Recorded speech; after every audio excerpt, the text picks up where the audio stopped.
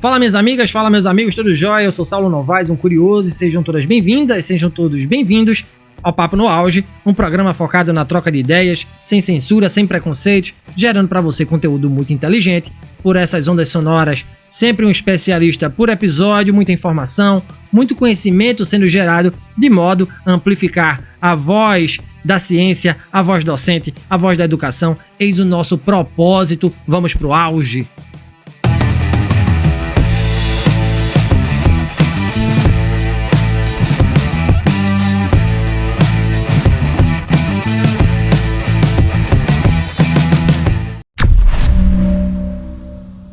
A gestão do conhecimento nas organizações desempenha um papel fundamental na era da informação e da tecnologia. É um processo estratégico, sem dúvidas, e que impulsiona a inovação, melhora a tomada de decisões, aumenta a competitividade e promove sustentabilidade. Nesta era de mudanças rápidas, as organizações que dominam a gestão do conhecimento estão bem posicionadas para prosperar e se adaptar às demandas do mercado. Será mesmo? Para destrinchar sobre o assunto e para sanar nossas dúvidas, o Papo no Auge convidou a professora doutora Patrícia de Sá Freire. Ela diz que não é parente do grande Paulo Freire, né? Mas ela é docente da Universidade Federal de Santa Catarina. A professora Patrícia é consultora há mais de 30 anos para a gestão de mudanças estratégicas e pessoas, é líder do Núcleo de Engenharia da Integração e Governança do Conhecimento, o ENGIN, possui graduação em Educação, com habilitação em Tecnologias da Educação e é especialista em Marketing pela ESPM do Rio e em Psicopedagogia pela Universidade Castelo Branco, também do Rio de Janeiro. Hoje é doutora em Engenharia e Gestão do Conhecimento, o EGC, professora do Departamento de Engenharia do Conhecimento, pesquisadora do Programa de Pós-Graduação em EGC da Universidade Federal de Santa Catarina e mestre também em EGC pelo mesmo programa. Uma conversa interessantíssima sobre um assunto também muito interessante. De imediato eu lhe pergunto, professora Patrícia, quando surge o seu interesse pela docência, pela pesquisa, pela educação? Bem-vinda a este modesto programa com a professora do seu quilate. Primeiro aí, agradeço a você, agradeço os ouvintes aí, e parabéns, Saulo, você tem feito a diferença aí nesse diálogo, né, entre academia e organizações e sociedade como um todo. Então, acho que a popularização da ciência, a popularização da academia, das nossas pesquisas, dos resultados dos trabalhos, realmente faz a diferença. Sendo rápido e objetivo, eu estou recém na academia, né? Estou há 8 anos como professora servidora federal. Eu fiz a minha carreira nas organizações, na reestruturação das organizações. E foi lá, né, depois de mais de 30 anos realmente focada como consultora de reestruturação organizacional, como você disse bem, foi lá que eu vi que eu poderia contribuir muito mais, retribuir muito mais a essa sociedade que nós fazemos parte, né, vindo para a academia. Então, eu depois que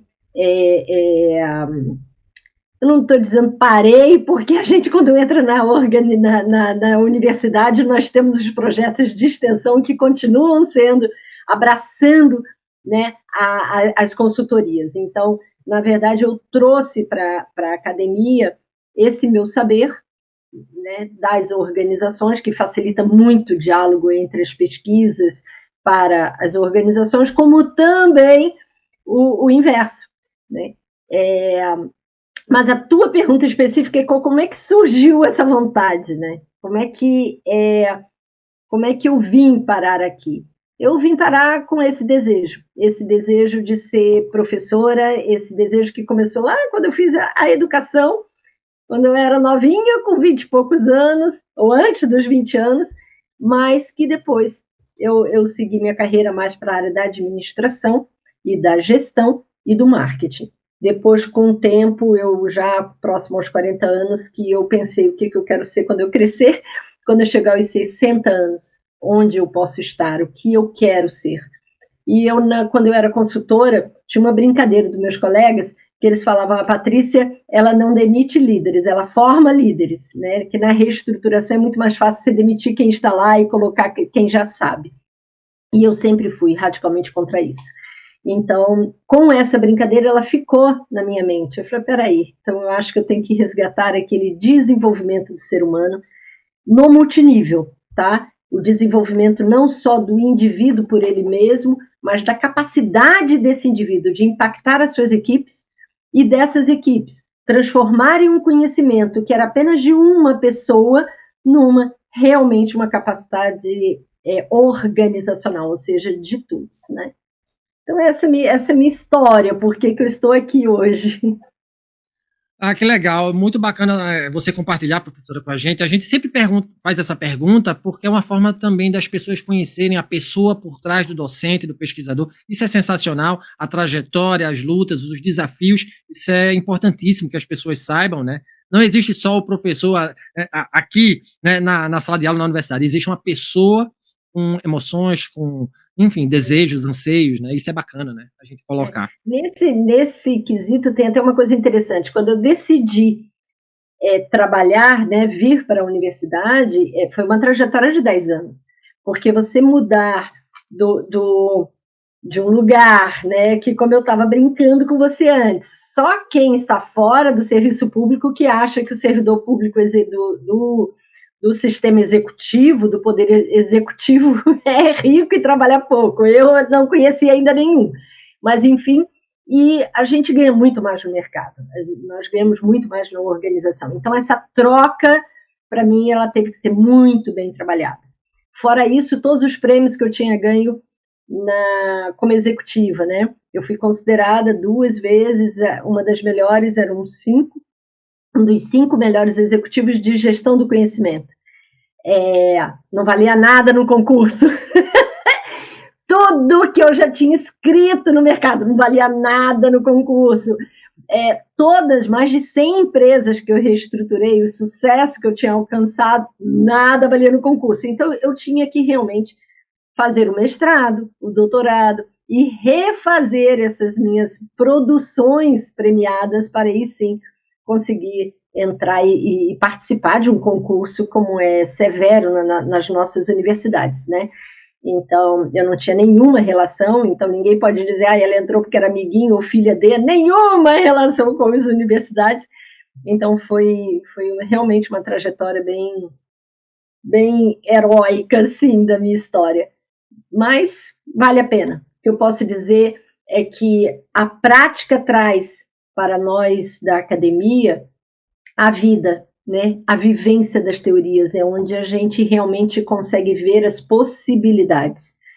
E a teoria leva para a prática uma coisa que, para mim, é o que a gente mais erra dentro das organizações, sabe, Saulo? O executivo no Brasil, quando você oferece um livro para ele diz, eu não tenho tempo para ler. Então, o que acontece? Eu não tenho tempo para estudar. O que acontece com isso?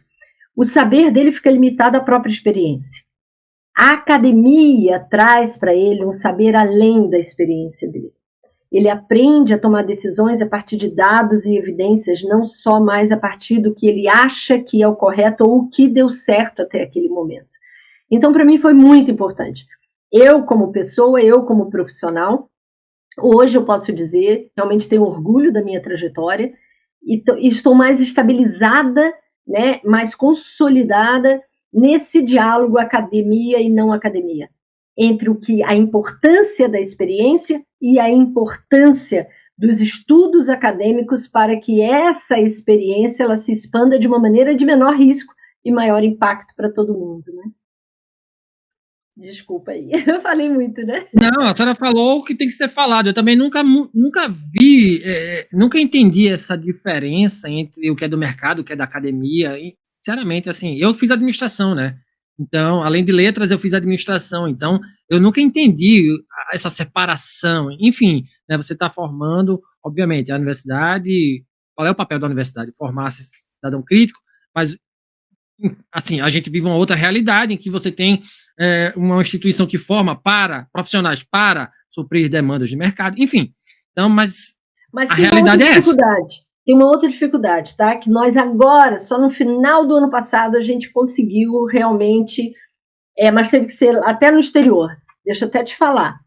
Na ciência, na metodologia científica, que ela é importantíssima a ser seguida para que os resultados de um projeto de pesquisa não sejam assim da cabeça e do viés de um pesquisador, né? Então, nas organizações, o que interessa é o resultado. Tanto é que quando eu fazia as consultorias, os grandes relatórios que a gente entregava começava pelos resultados, e depois quem quisesse ler, lia o como a gente fez, que era sempre no final, escondido como apêndices e apêndices. Na academia, ao contrário. O resultado é consequência de uma metodologia. Então, nós, como professores, nós começamos a ver se a metodologia está sendo correta, foi correta. Ela foi respeitada, essa metodologia é confiável? Se é confiável, o resultado é confiável. Nas organizações, não. Você pergunta assim, tá, qual é a sua metodologia? Ah, eu tenho um PPT para te enviar. Uau! Então, é tudo uma lógica, sabe? Da lógica da pessoa em cima daquilo ali. Então, esse diálogo é complicado por causa disso. O que eu disse que mudou ano passado? O professor Roberto Pacheco me desafiou, há uns anos atrás, na tese de uma banca de qualificação de uma aluna minha, Fernanda Kempner. Nós, no nosso laboratório, a gente trabalha muito com pesquisas de cocriação. Somos nós, com as organizações, sejam públicas ou privadas, e nós mergulhamos nessa organização antes de definir a nossa pesquisa. Por quê? Nós temos, em paralelo, um trabalho bibliográfico sério, metodológico sério, de buscar as lacunas de conhecimento científico, mas a gente também busca lacunas de conhecimento dentro das organizações. Não adianta eu buscar na ciência uma coisa que as organizações já resolveram, elas duas têm que dialogar na busca desse conhecimento. Então, nós sempre trabalhamos assim, porque isso sou eu escrita, né, esse diálogo. E na banca de qualificação, o professor Roberto Pacheco falou, olha, você já está trabalhando com a transdisciplinaridade de coprodução. Esta metodologia não tem ainda no Brasil. Ninguém está falando dela, mas nos Estados Unidos já está falando, na Europa já está falando. Ele foi coautor de um livro nos Estados Unidos sobre isso. E ele me desafiou. Você tem coragem de trazer para o Brasil? Eu falei, eu tenho. E aí, eu, minha aluna, Fernanda Kempler, e uma professora, Lília Alvarez, da UNB, mergulhamos nessa pesquisa. Então, nós fizemos, né, a Lília fez toda uma pesquisa bibliográfica, científica em cima disso, eu fiz o desenvolvimento, mas muito com diálogo, nós duas, eu fiz um desenvolvimento de um framework para a aplicação que a gente chama Framework CAD, Knowledge Acquisition Design, essa aplicação dessa metodologia nas pesquisas organizacionais. Porque existem outros modelos, o livro mostra outros frameworks, outros modelos, outros 9, mas nenhum para a nossa pesquisa organizacional. Então, nós desenvolvemos, criamos e aplicamos na tese toda a pesquisa da Fernanda Kempner, que foi feita nas organizações de segurança pública do nosso estado, e conseguimos, já estamos com mais uma tese também, feita pela Gisele Tonello, de altíssimo nível, tirou 10 agora enfim, teses muito conceituadas, inclusive como prêmio do próprio reconhecimento do próprio programa, sendo indicado ao prêmio da CAPES, ou seja, muito bem feito. Nós escrevemos um livro sobre essa metodologia e publicamos internacionalmente. Nós publicamos numa editora inglesa, que foi lançamento mundial, com reconhecimento de grandes nomes, né, no mundo, porque precisávamos disso até para sermos reconhecidos no Brasil. Então, o que essa metodologia, rapidamente falando, que é o Framework CAD da metodologia, ela possibilita que a academia ela consiga, desde o início da sua pesquisa, dialogar com as organizações, dialogar com o campo, para de ser obrigatório que a gente só traga o campo ao final da nossa pesquisa. Eu vou trabalhar a ciência, aí no final eu vou testar, no final eu vou validar lá no campo o que eu acho que deveria ser ou o que a ciência está me dizendo que tem que ser. O CAD não, ele nos dá essa possibilidade. Totalmente, ele é mais complexo de ser implantado, óbvio, porque ele fala nas duas linguagens, né? Mas ele tem que respeitar, ele respeita toda a metodologia científica. Então, ele vai nos facilitar. Aos poucos, a ciência brasileira vai aceitar e ele vai facilitar aí esse nosso diálogo. Já gostei e já anotei aqui a metodologia, tá certo? Vou sondar mais. Eu estava vendo seu site ontem, belíssimo, inclusive, né? Azul, adorei pela cor, azul, né? E vou fuçar, inclusive, alguns livros bem interessantes lá, alguns textos bem interessantes. Vou dar uma lida a posteriori. Professora, a gente tem muito o que conversar hoje aqui. É um assunto que me instiga muito, o seu, que é conhecimento nas organizações, tá? Mas antes da gente falar sobre o tema propriamente, eu queria que a senhora colocasse aqui para a gente, de forma bem didática, o que é que viria a ser conhecimento, professora? Uau! Conhecimento por si só, ele já é interdisciplinar, tá? Dependendo do professor que você pergunte, do pesquisador que você pergunte, ele vai trazer um olhar sobre ele. Eu tenho um artigo científico, se vocês googarem, como eu chamo, né, se o ouvinte googar, conhecimento, produto ou processo. Então, ele é o produto de uma realização cognitiva, de um processo cognitivo, ou ele é o processo. Então, e também, que dimensão eu estou falando de conhecimento? Eu estou falando de conhecimento daquele conhecimento individual, do meu processo cognitivo, do indivíduo. Eu estou falando do conhecimento gerado numa integração entre meus pares, entre vários, numa equipe de projeto, por exemplo, o que resulta dali é um conhecimento. Então, um conhecimento no nível de grupo. Ou eu estou falando de um conhecimento no nível organizacional.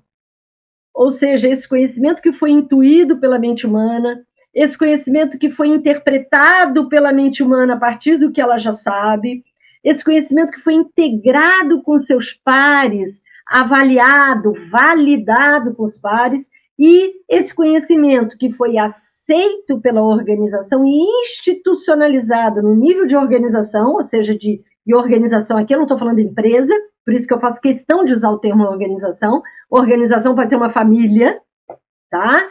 Então, assim, essa organização, mais de um e mais de uma equipe, ou seja, essa organização institucionalizar esse conhecimento para mudar a prática de todos.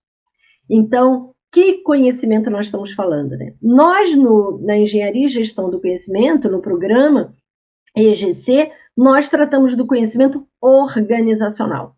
E para nós, tanto é que agora, só um parênteses, agora com a inteligência artificial estão falando, a máquina cria ou não cria conhecimento? Só o ser humano cria conhecimento? A máquina repete esse conhecimento? Será? Já dá aí um outro podcast.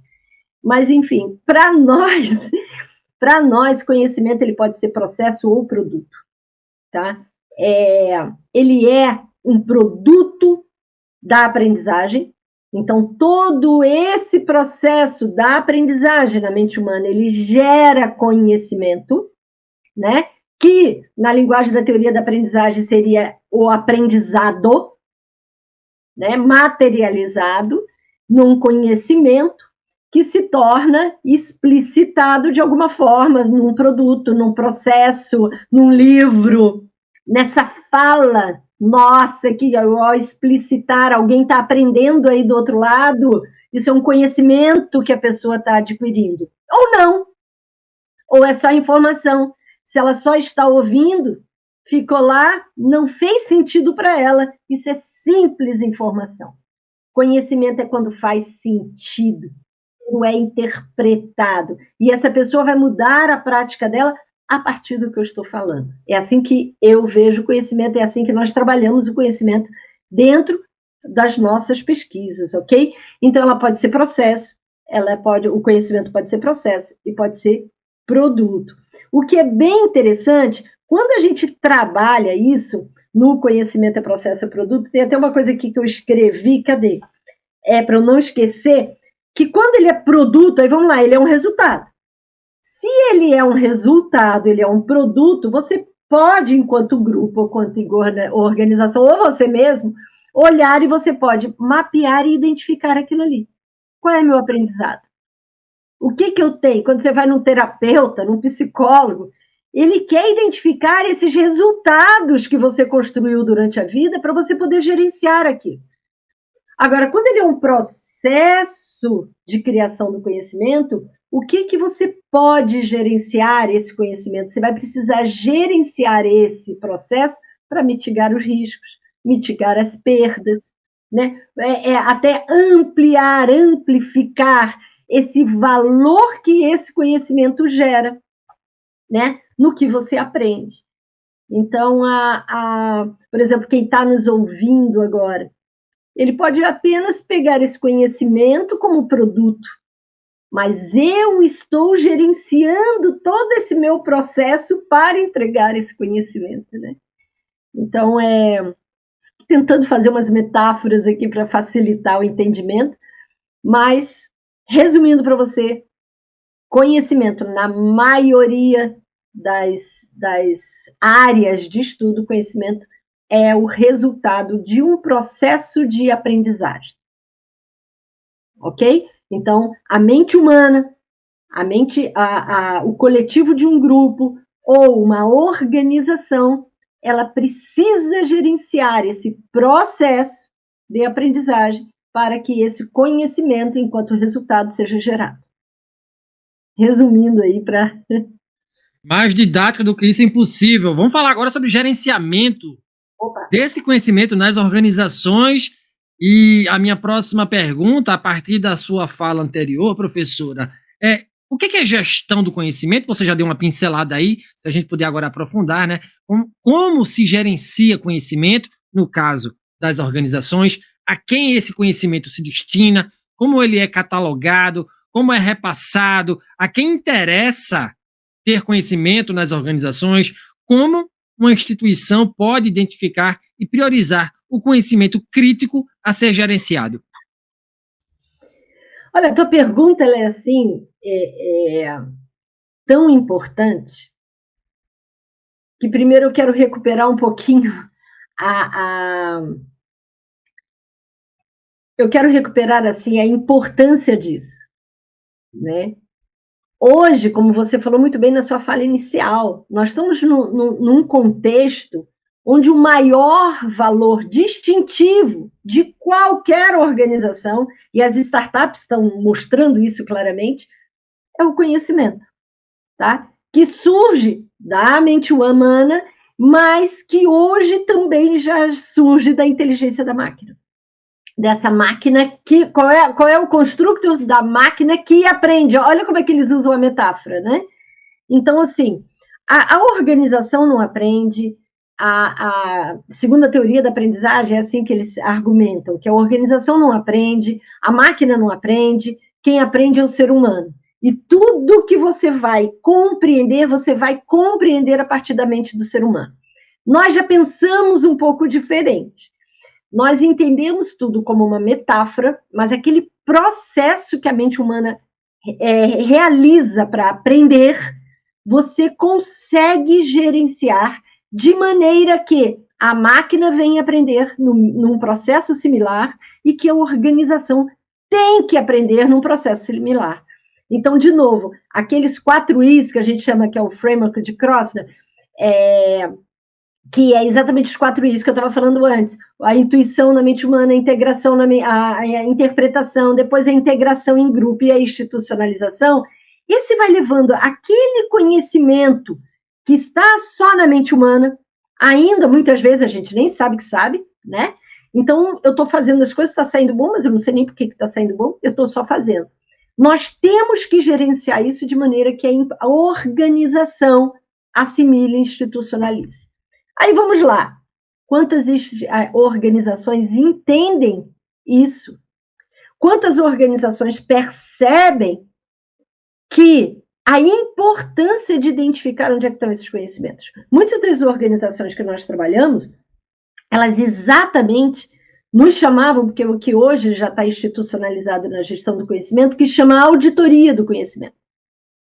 Que eu acho assim, A gestão do conhecimento, a partir do momento que você já sabe qual é o conhecimento a ser gerenciado, isso, olha, gente, já tem até manual, tá? É muito fácil buscar, como você falou, desde o adquirir aquele conhecimento, tratar aquele conhecimento, armazenar, isso é gestão da informação, inclusive, já ensina direitinho. Armazenar e depois disseminar. Isto aqui, a gestão da informação faz com muita qualidade. Qual é a diferença para a gestão do conhecimento? E vamos lá, a tua pergunta objetiva agora. É o antes e o depois disso. É o que diferencia. Primeiro, você fazer uma auditoria com competência para identificar os conhecimentos críticos e estratégicos para a organização, por isso que ele é crítico. Então, quais são os conhecimentos essenciais alinhados à estratégia da organização, que vai levar a organização a alcançar os seus objetivos estratégicos? Esses são os conhecimentos essenciais. E quais são os conhecimentos críticos? Dentro desses essenciais, quais que estão com risco de perda por causa de aposentadoria? Quais estão perdidos, dispersos em nossa organização multinacional, que eu não sei nem onde é que eles estão? O que realmente, olha, o líder deveria se fazer a pergunta diariamente: por que a minha organização faz tanto sucesso? Aonde estão os conhecimentos críticos que fazem a minha organização ter esse sucesso? Ao final do ano, ao olhar o planejamento estratégico e colocar lá, objetivo estratégico alcançado, se perguntar quais são os conhecimentos que me levaram a alcançar esse objetivo e aonde eles estão. Porque eu vou precisar deles, eles são valiosíssimos, eu tenho que gerenciá-los. E aqueles objetivos que não foram alcançados, quais conhecimentos eu precisava que eu não tinha? Então, porque hoje é tudo tão mecanicista que diz assim, eu não consegui porque faltou recurso financeiro, não faltou... Será? Às vezes faltou apenas a gestão do conhecimento que agregaria valor à organização ou a um processo específico para aquele objetivo ser alcançado. Então, a gestão do conhecimento, ela traz esse valor à gestão da informação. A identificação de tudo isso que eu acabei de falar, desse conhecimento de valor, então a auditoria do conhecimento, né? Que conhecimento crítico é esse? E depois, adianta, vamos lá para o final da ponta, tá? Então, identificamos o conhecimento crítico, vamos lá, então vamos adquirir ele, tratar ele, passa para a gestão da informação que ela vai fazer. Tratar, colocá-la num sistema, num banco de dados e vai disponibilizar. Concorda? Concordo. E só isso é válido? Não. Sabe por quê? A gestão do conhecimento, ela prova e comprova que o ser humano só saber que aquilo existe não significa que ele vai mudar a prática dele. Ele precisa, vamos lá nos 4 Is, ele, lógico, precisa saber que aquilo existe. Primeiro passo. Só que eu tenho que interpretar aquilo.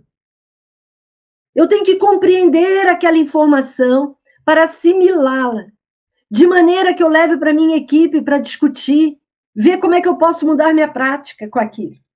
Ver se a organização aceita que eu mude aquela prática. Dá um exemplo bem clássico que todo mundo que trabalha em uma organização que tem planejamento estratégico vai me compreender. Cria-se um novo plano estratégico e vamos lá. O que eles fazem? Criou, né? Até colaborativo. Eu, por exemplo, ajudo muitos a fazerem o colaborativo. Então, porque aí você já diminui o erro, porque todo mundo está participando, né? Da construção. Só que aí, no final, é um grupo, é um comitê que define o plano estratégico mesmo e o mapa estratégico, tá? No final, eles que resumem e tal. E devolve para a organização como? Devolve uma grande palestra dos líderes felicíssimos, inaugurando com coquetel, um social maravilhoso, prendendo, né, nas paredes aquele mapa estratégico lindo, lindo, escrevendo e gastando fortunas numa revista estratégica que ninguém leu. Então, assim, Patrícia, então o que a gente faz? Óbvio, e foi por isso que eu ganhei os prêmios até, é óbvio que tem que ter grupo colaborativo. A organização ela tem que fazer grupos colaborativos, tanto na verticais como a cross network, transversal, para discutir esse planejamento estratégico. Ou seja, esse é meu objetivo. Quais objetivos? Nós temos 7, temos 8, temos 9, temos 11 objetivos estratégicos. Vamos discutir, cada área discutindo, e como é que eu desdobro isso para mim? Não dá para eu contar aqui, mas eu tenho casos e casos de erros de interpretação de planejamento estratégico, de mapa estratégico, que deu quase falência em organizações. Porque cada área interpreta do seu jeito. E aí? E você só vai saber que teve erro de interpretação e erro de aplicação lá no final do ano, quando o objetivo não foi alcançado. Então, isso é gestão do conhecimento. Eu estou dando esse exemplo. Isso é gestão do conhecimento também, fazer as pessoas compreenderem o que está disponibilizado como informação, como dados, né? E aplicar corretamente, de novo, alinhamento, né? Alinhado para que a organização, em seu coletivo, né, multinível, implante o que tem que ser implantado. Coletivo, multinível.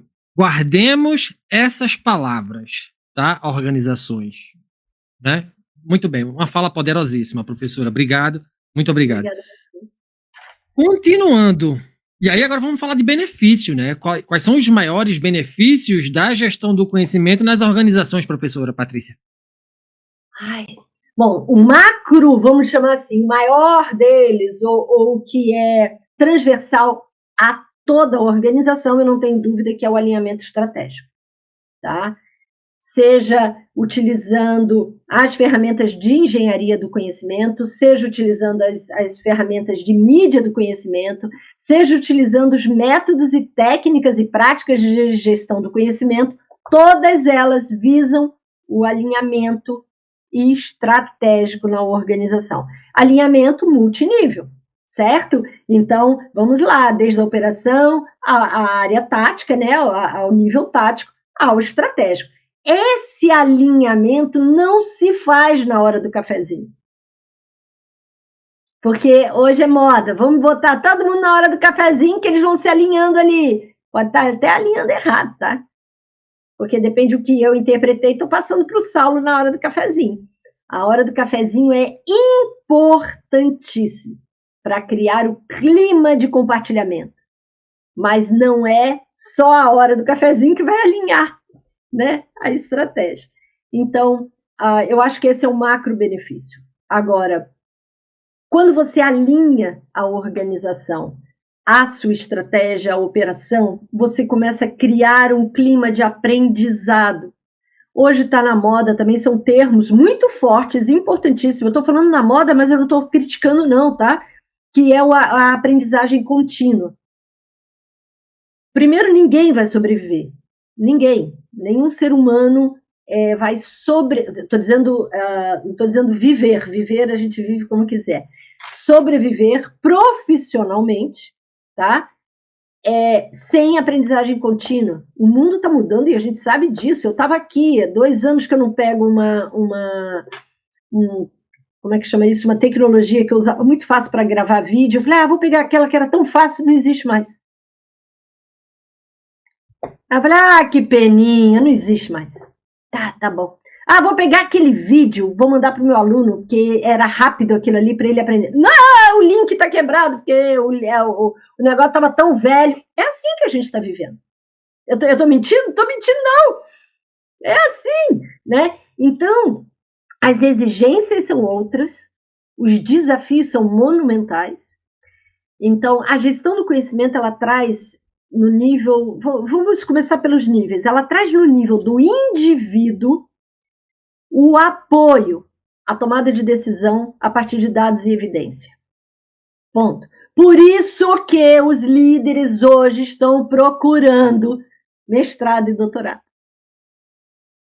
E é impressionante como até nossos mestrados, que nós somos o mestrado nível 7, né, da CAPES, que, para quem não sabe, é o maior número, é o maior indicador, o maior índice de qualidade dos programas de pós-graduação no Brasil, a nível 7. Eu me orgulho muito de fazer parte desse programa de pós-graduação EGC, que é nível 7 na CAPES. e é o melhor e mais reconhecido, né, programa em engenharia e gestão do conhecimento. Então, nós, no nível de indivíduo, vamos voltar ali, é esse aprender a aprender e aprender a aplicar para desenvolver suas competências. Então, o trabalho de desenvolvimento de competências, competência mesmo, com desempenho competente, não é aquela competência, não, é um desempenho, você dá resultados de maneira que respeite seu próprio ser e que você desenvolveu aquelas competências para estar ali, não fingindo que entrega, né? Como a gente chama, eu brinco muito que é a competência performática ou é o desempenho competente. Eu até brinco, é o desempenho performático ou o desempenho competente, né? Então, a gente trabalha, enquanto gestão do conhecimento no nível do indivíduo, é isso.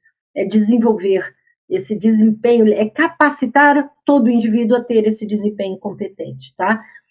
No nível de grupo, é compartilhamento, facilitar esse diálogo, vamos lá, no nível do indivíduo, facilitar a intuição e a interpretação. No nível do grupo, essa integração de diversas visões de mundo, de diversas linguagens. Por exemplo, a gente pode, por exemplo, o líder que está nos ouvindo se perguntar, você tem uma taxonomia dentro da sua organização? Não? Então vai em cada área e só faça uma pergunta. O que é resultado para você? A gente quer que todo mundo alcance os resultados, mas vai lá, pergunta para a área de RH, gestão de pessoas, o que é resultado. Vai lá na área financeira, pergunta.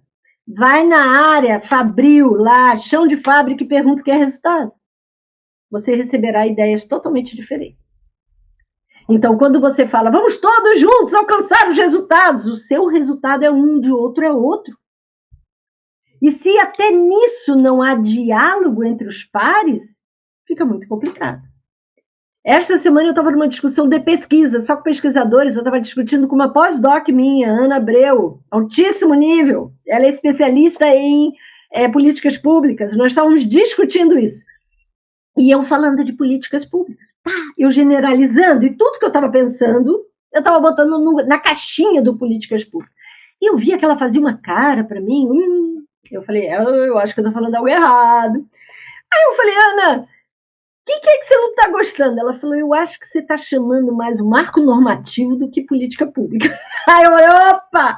Porque eu estava botando tudo que faz parte de um marco normativo dentro da caixinha da política pública, mas para ela era outra coisa.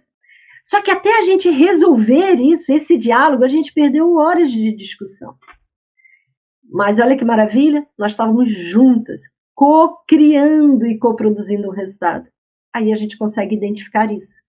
Agora, numa organização que nem todo mundo está junto, nem todo mundo está co-criando, imagina as confusões que isso gera. Então, a gestão do conhecimento, ela trabalha os grupos colaborativos para isso. Trabalha ferramentas e mídias, né? Sistemas de conhecimento e mídias do conhecimento para facilitar esse trabalho em grupo. E vamos para o nível organizacional, o nível da liderança, o nível da governança. Como é que você governa sem dados e evidência? Ah, não, é o dono, né? No Brasil, mais de 70% das organizações é de dono. Sensacional. Aí veio o IBGC, Instituto Brasileiro de Governança Corporativa, que eu bato parabéns, e veio ensinar aos donos, olha que é diferente ser sócio do que ser dono, então vamos profissionalizar. O dono que fica governando a empresa tem que se profissionalizar para entender que ele sozinho não pode tomar uma decisão mais. Ele precisa, né, de dados e evidências para pensar, refletir sobre dados e evidências para poder tomar uma decisão de menor risco para a sua organização. Perfeito, pelo menos as que abrem ações aí na Bolsa de Valores se propõem a isso. Agora, existe... Mas, professora, eu estou trazendo uma discussão que é muito minha com o pessoal da área tecnológica e de gestão da informação. Não, mas os BIs da vida, por exemplo, né, todos os dashboards, isso a gestão da informação já faz. Perfeito? É para fazer. Só que a gestão, no nível de tratamento de dados e informações, alguns vão ficar chateados comigo, mas no nível de tratamento de dados e informações, você está trabalhando muito a análise descritiva. Então, eu estou pegando os dados que a minha organização produziu até agora, estou olhando para trás, concorda? Eu estou olhando todo ano da minha organização e eu até hoje, e vou descrever aquilo ali em forma de um dashboard. Perfeito? Então, isso a gestão da informação faz com maravilha. Vamos dialogar gestão da informação com gestão do conhecimento? Porque a gestão do conhecimento só existe a partir da gestão da informação. Então, com esse diálogo das duas, a gestão do conhecimento já vai para uma análise preditiva, para uma análise prescritiva, e aí a gente já vai avançar com múltiplos cenários, entendeu? Uma análise multicriterial, onde nós vamos fazer cruzamentos e análises, não vou dizer mais inteligente, mas mais de olhar para o futuro, a partir do que existe, quais são os cenários futuros. E isso diminui o risco da organização na sua tomada de decisão. Uma fala retumbante. Olha, se você não ouvir, né, que estamos também em vídeo no Spotify, no YouTube, a fala, né, a presença, se apropriar do conhecimento da professora Patrícia, você está fadado a não sobreviver profissionalmente, você sendo gestor, sendo dono, né? Enfim, sendo a liderança. E por falar em liderança, professora, minha próxima pergunta é sobre liderança, para a gente ratificar, patentear aqui, né, pavimentar. Qual é o papel das lideranças na boa gestão do conhecimento que é gerado nas instituições?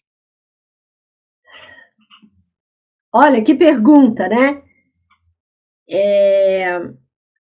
A liderança, ela faz parte do que a gente chama o tripé da governança. Tá? Existe o tripé da gestão e o tripé da governança. O tripé da gestão, ela é pessoas, tecnologias e processos. Então, no nível tático, você precisa gerenciar esse tripé para que a organização se considere bem gerenciada. O nível da governança, ela tem outro tripé.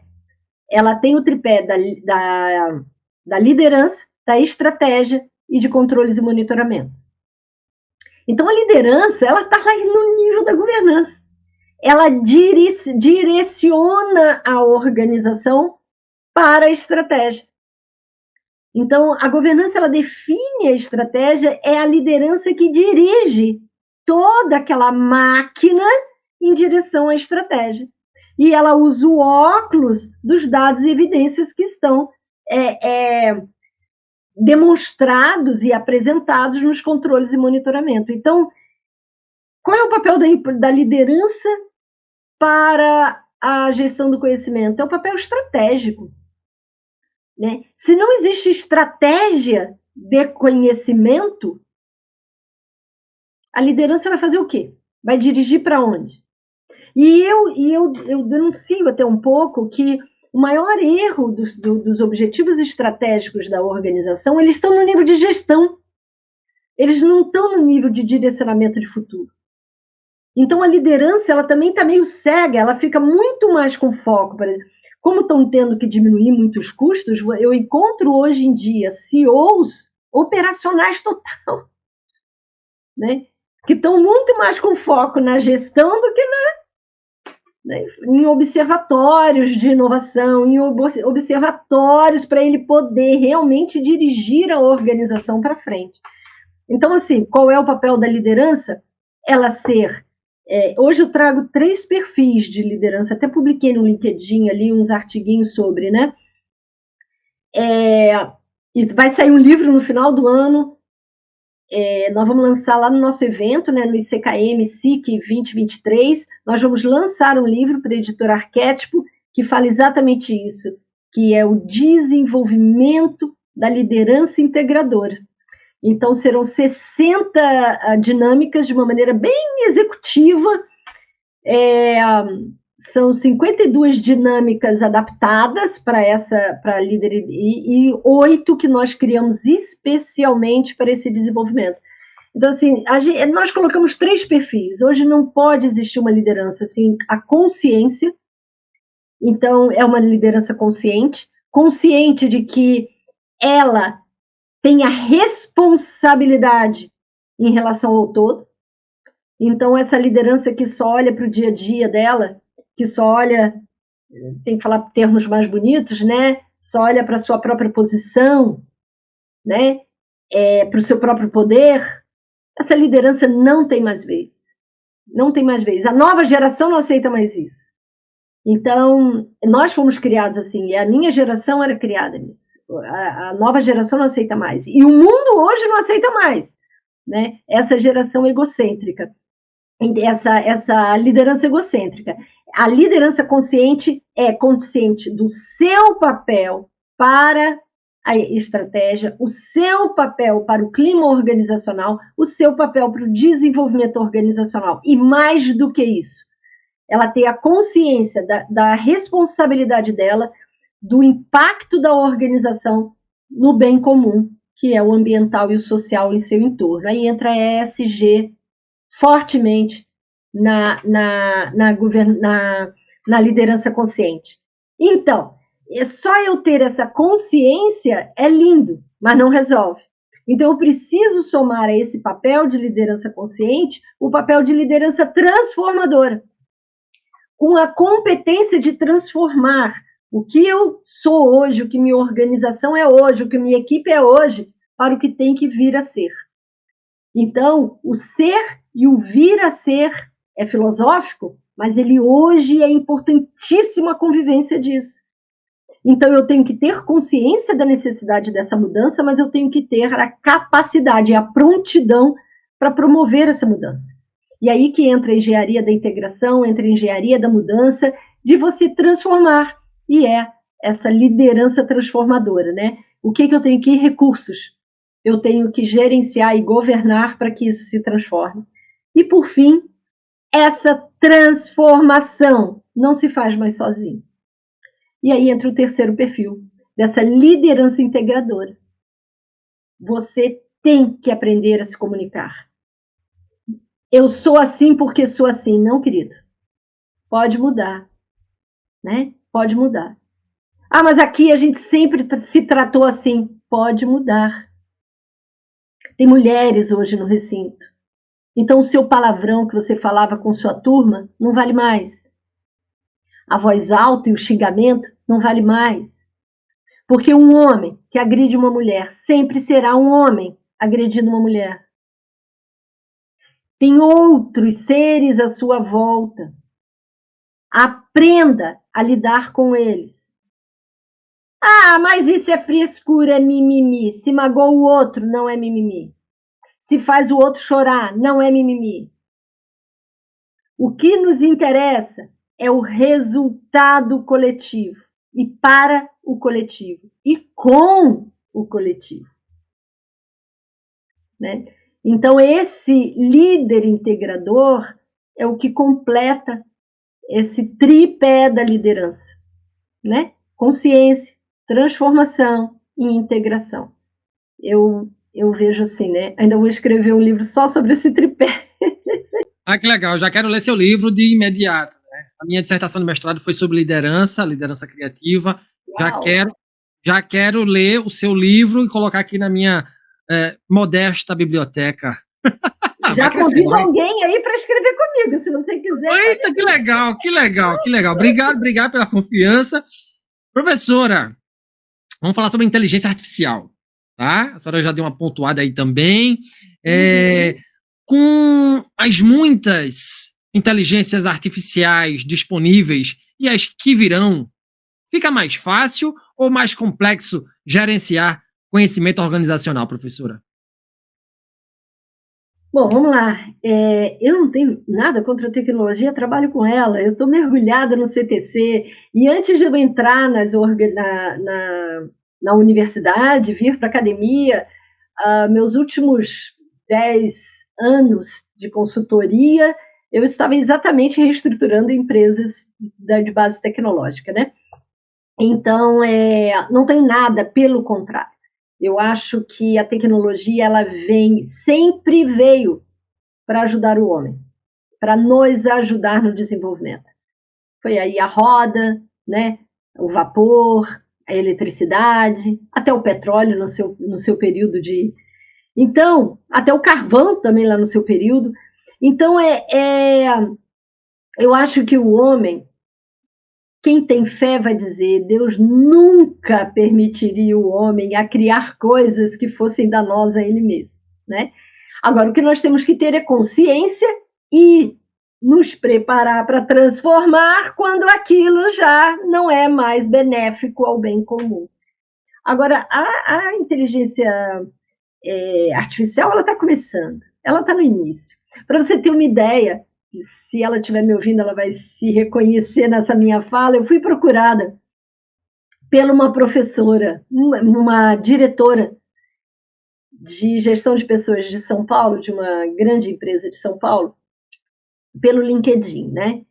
E quem quiser me encontrar, me encontra na rede social, porque eu amo, estou lá, disponível, eu adoro rede de aprendizagem, vamos criar nossa rede, que é assim que eu aprendo, que eu ensino e que é muito bom. E aí essa diretora me procurou, eu não conhecia ela, né? Ela ficou minha amiga exatamente para me entrar em contato comigo e ela veio falando, olha, eu estou procurando sobre esse tema da Universidade Corporativa em Rede que nós desenvolvemos e o ChatGPT me indicou o seu nome.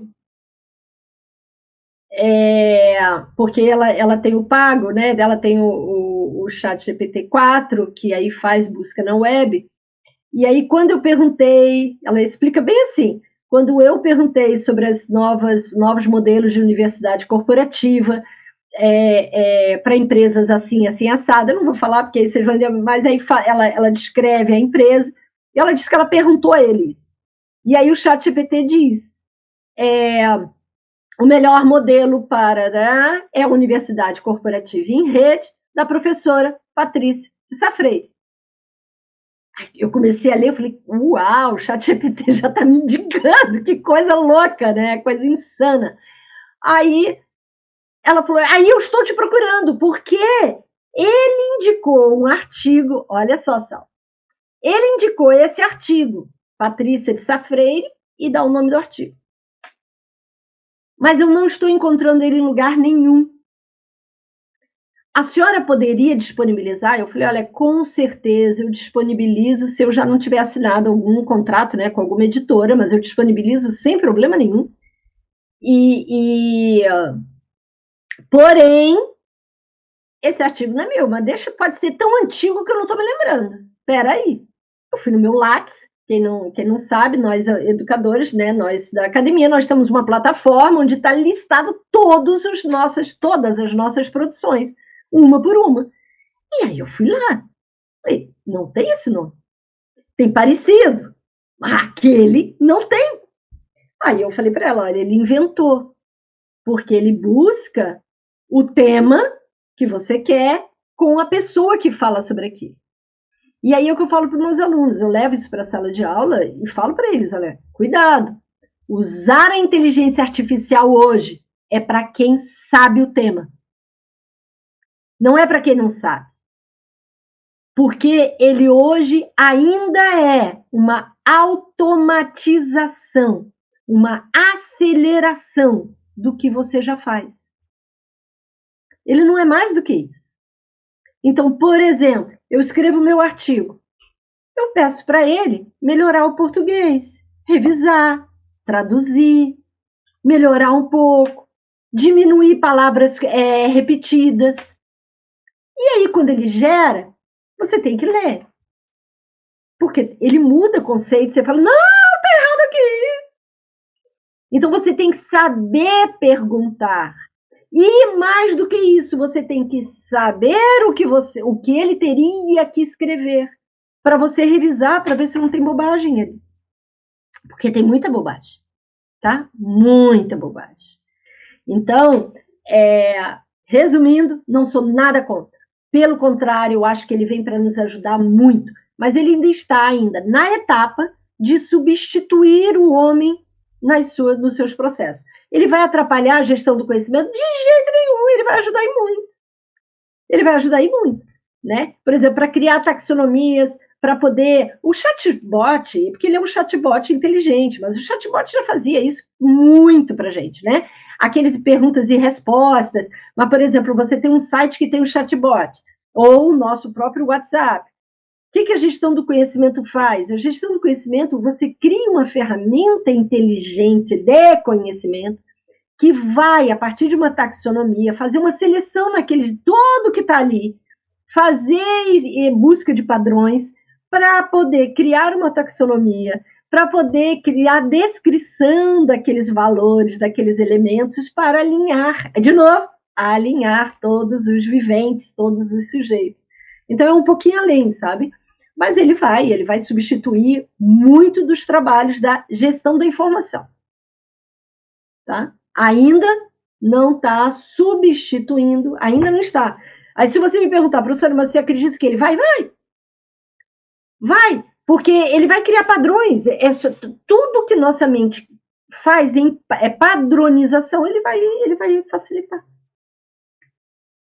Muito bacana, professora. É uma pena que a gente já está chegando no final desse grande bate-papo. Eu aprendi muito, assim, eu já estou aqui com uma listagem de livros e de conceitos para serem buscados aqui, tá certo?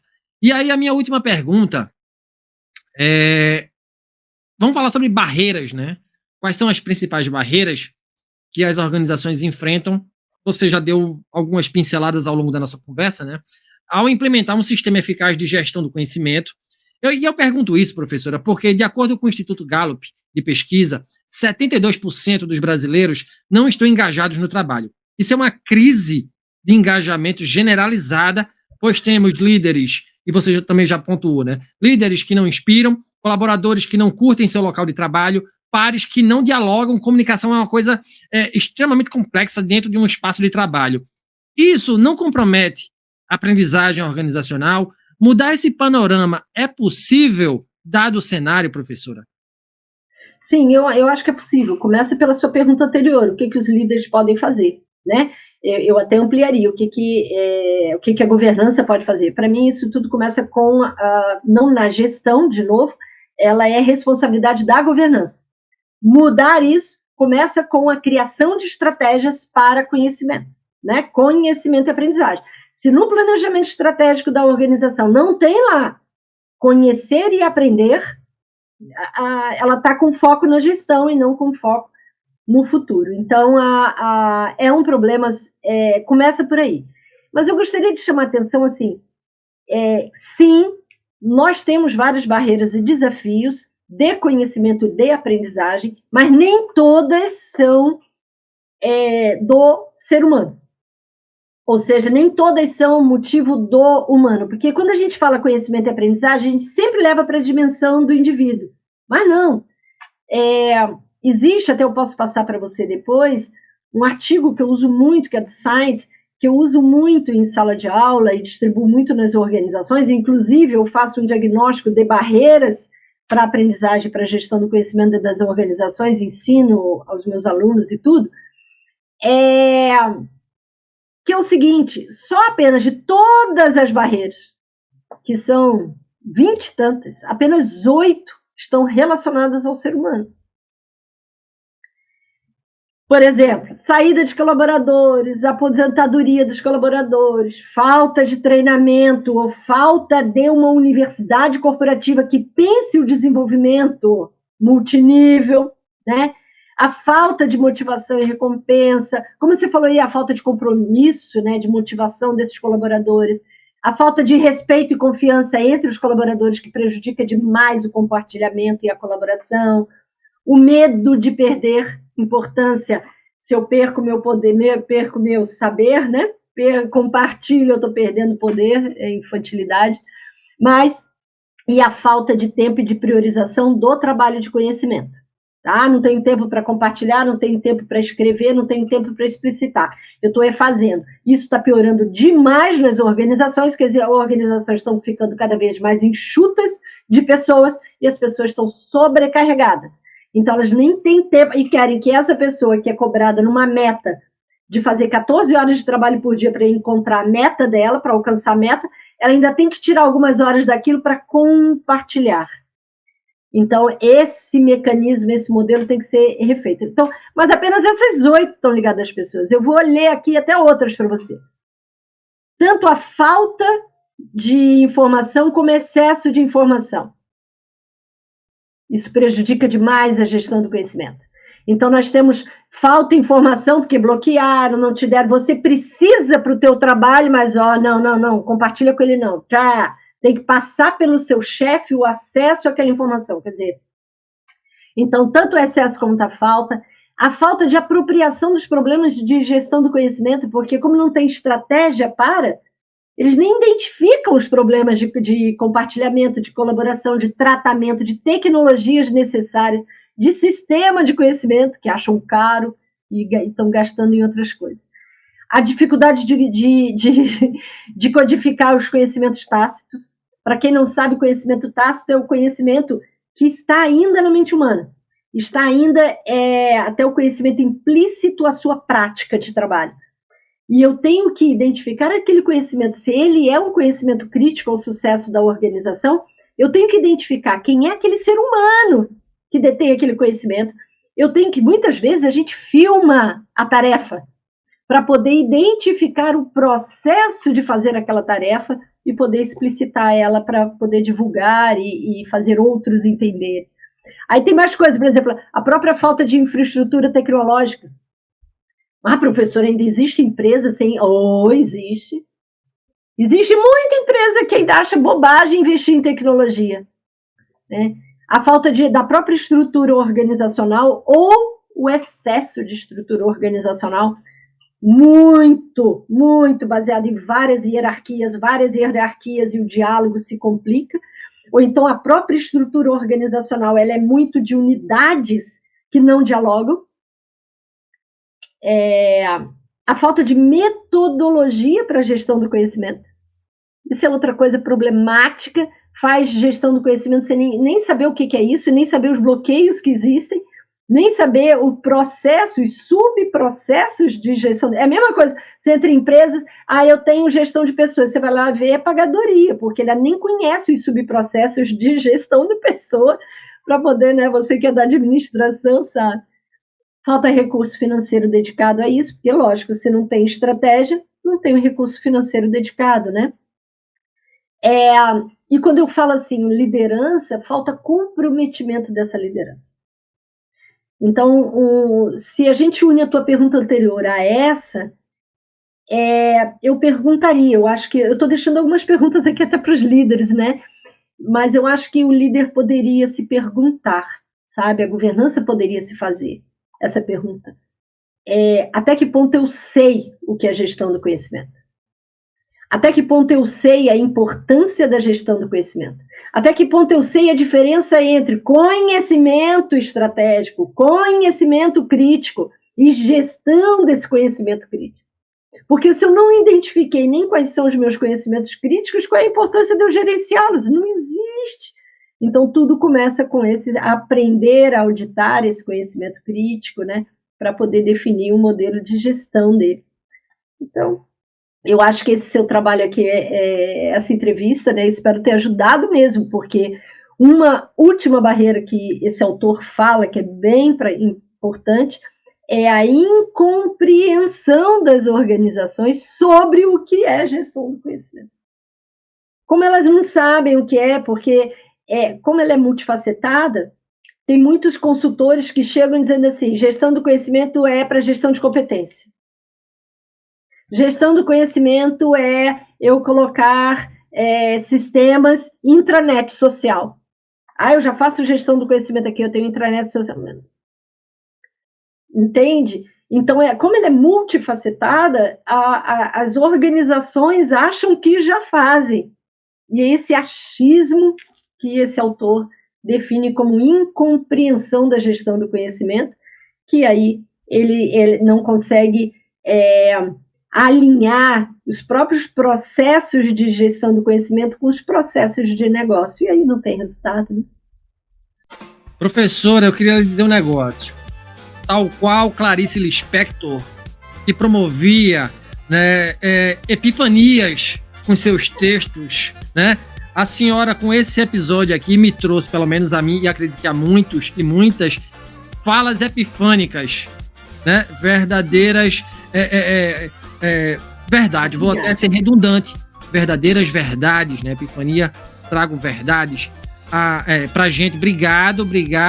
E, infelizmente, chegamos ao fim do Papo no Auge de hoje. Eu conversei com a professora doutora Patrícia de Sá Freire, docente do Departamento de Engenharia e Gestão do Conhecimento da Universidade Federal de Santa Catarina, 8ª melhor instituição de ensino do Brasil, saiu agora recentemente.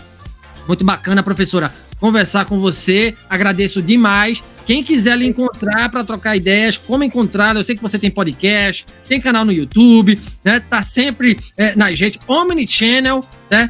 E obrigado mais uma vez, professora. Obrigada a você. Eu que agradeço muito a presença aqui, esse papo maravilhoso. Muito obrigada, tá?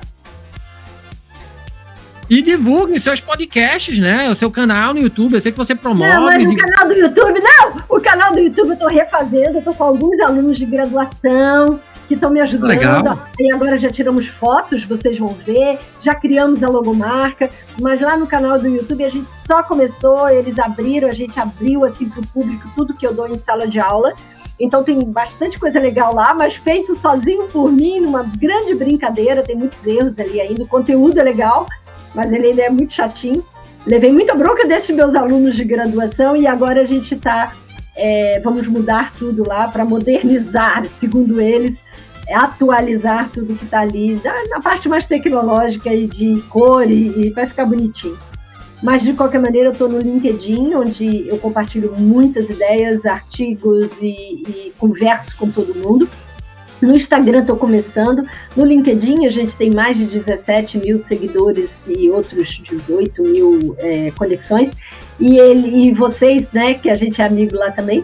E lá a gente troca, tudo assim de altíssimo nível de saber.